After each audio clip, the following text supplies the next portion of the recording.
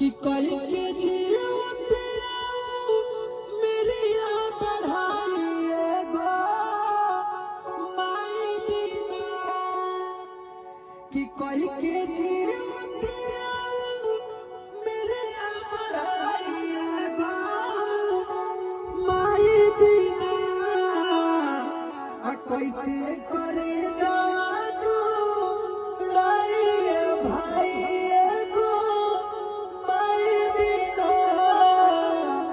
कैसे करे जाजू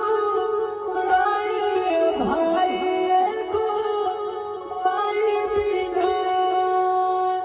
कि अमृत के बूंद के कथन पियाइए गो माई बिना कैसे करे